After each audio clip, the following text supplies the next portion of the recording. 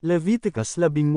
At sinalita ng Panginoon kay Moises na sinasabi, salitain mo sa mga anak ni Israel, at sabihin mo sa kanila, Ako ang Panginoon ninyong Diyos. Huwag kayong gagawa ng gaya ng ginawa sa lupain ng Ehipto na inyong tinahanan, at huwag din kayong gagawa ng gaya ng ginagawa sa lupain ng Canaan, na pinagdadalhan ko sa inyo, ni huwag kayong lalakad ng ayon sa mga palatuntunan nila.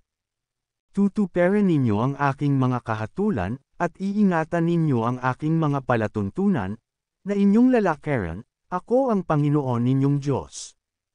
Tutuparin nga ninyo ang aking mga palatuntunan at ang aking mga kahatulan, na ikabubuhay ng mga taong magsisitupad, ako ang Panginoon. Huwag lalapit ang sinoman sa inyo sa kanino man sa kanyang kamag-anak na malapit, upang ilito ang kanyang kahuberan, ako ang Panginoon. Ang kahuberan ng iyong ama, o ang kahuberan ng iyong ina ay huwag mong ililitaw. Sa iyong ina, huwag mong ililitaw ang kahuberan niya.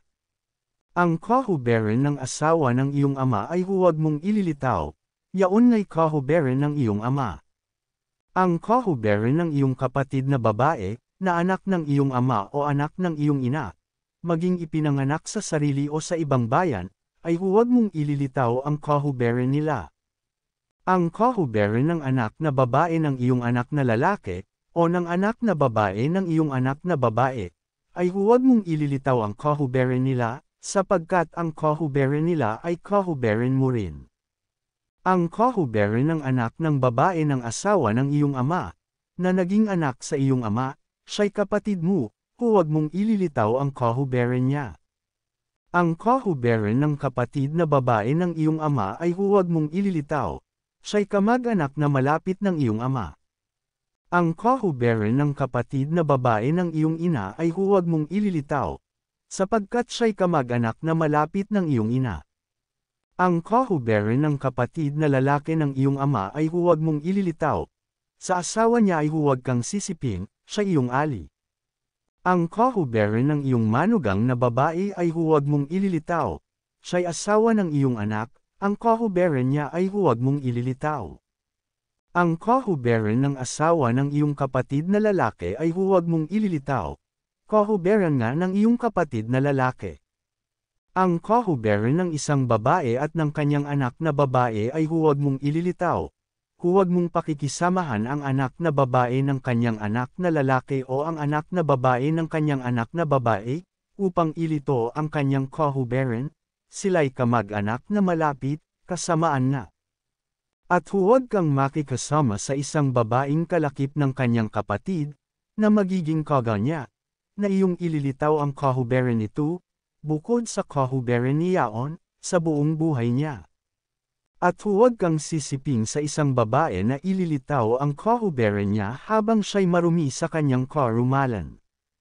At huwag kang sisiping sa asawa ng iyong kapwa na magpapakadumi sa kanya. At huwag kang magbibigay ng iyong binhi, na iyong palilipatan kay Molek sa pamamagitan ng apoy, ni huwag mong lalapastanganan ang pangalan ng iyong Diyos, ako ang Panginoon. Huwag kang sisiping sa lalaki ng gaya sa babae, karumal-dumal nga. At huwag kang sisiping sa anumang hayop na magpapakadumi riyan, ni ang babae ay huwag lalagay sa harap ng hayop upang pasiping, kahalay-halay nga. Huwag kayong magpakarumi sa alinman sa mga bagay na ito, sapagkat lahat ng ito ay nangadamhan ang mga bansang aking palayasin sa harap ninyo. At nadamhan ang lupain, kaya't aking dinadalaw ang kasamaang iyan dyan, at ang lupain din ang nagluluwa sa mga tumatahan dyan.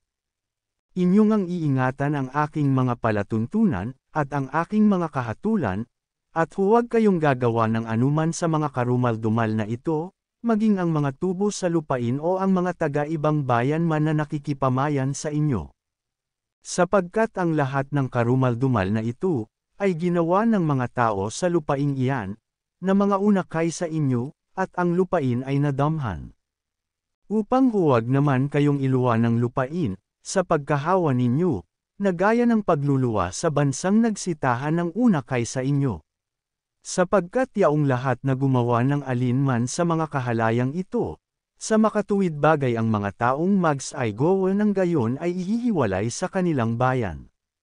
Kaya ingatan ninyo ang aking bilin, na huwag kayong gumawa ng alinman sa mga karumaldumal na kaugaliang ito na kanilang ginawa ng una bago kayo, at huwag kayong magpakarumal sa mga iyan, ako ang Panginoon ninyong Diyos.